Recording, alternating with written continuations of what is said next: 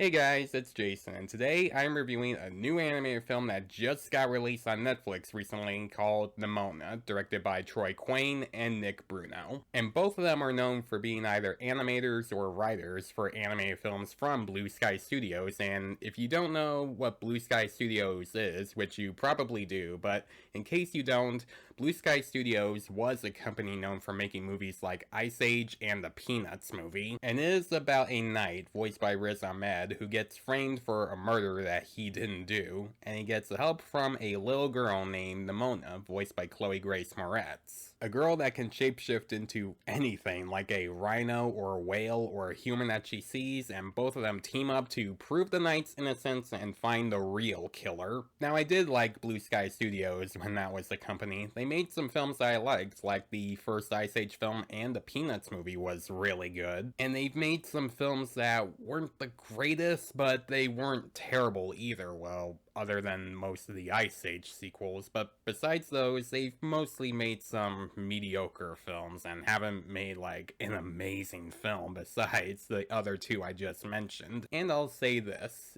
if Blue Sky Studios never got shut down and Netflix never got the rights to the film and Blue Sky did the film 100% by themselves, I think this would have been my favorite film of theirs, because this is a really good movie. And I mean it, I think this is one of the best animated movies that I have seen all year. It has a plot that's still engaging, and sure, it has some moments that we've already seen before, but the reason I still like it in this film is because of the execution and the chemistry between Nimona and the knight. And both Chloe Grace Moretz and Riz Ahmed are fantastic together, namely Chloe Grace Moretz. She is very charismatic as Nimona. She sounds like she's having a really fun time as the character, and she's kind of giving some of her hit girl vibes from Kick-Ass. And she's also a very tragic character, which, without giving anything away, she reveals more about herself as the film progresses, and you start to feel bad for her after you learn more about her past. The animation is also a highlight of the film. It's very colorful and very vibrant, and it's really well made for the characters and the world that they live in. While the world around them is kind of a mix of medieval times and cyberpunk mixed into one to make it feel like it's a big world for them. It's kind of like how the Shrek films decided to take the fairy tale times and the modern day times and mix them all into one and give it a more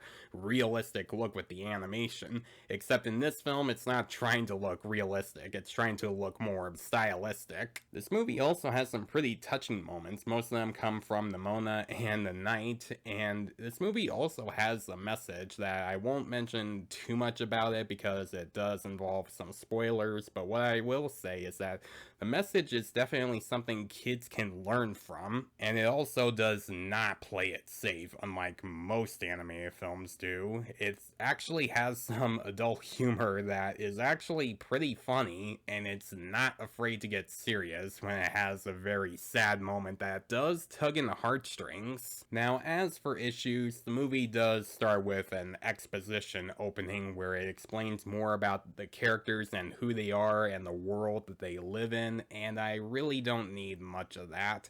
I would have liked it if the opening just toned down on the exposition, and I would have liked it if I just figured most of that out on my own without it. There are also some plot holes that happen in the film that aren't always explained, and they kind of fade into the background for the two main leads of the film. And I would have liked more motivation and character development for some of the characters, like the person that the knight is close to, who he is framed for killing, and I would have liked more of a motivation and reason for the real killer and why this person wanted to kill this person that the knight was close to. Nimona is a surprisingly really good animated film. Yes, it does have a very expositional opening, and it has some plot holes that fade into the background, but it has two very likable and sympathetic leads. It has a very charismatic performance from Chloe Grace Moretz as Nimona, really good animation, it doesn't play it safe, and it has a good message that kids can learn from. If you have Netflix, I strongly recommend you to watch this film. It's definitely,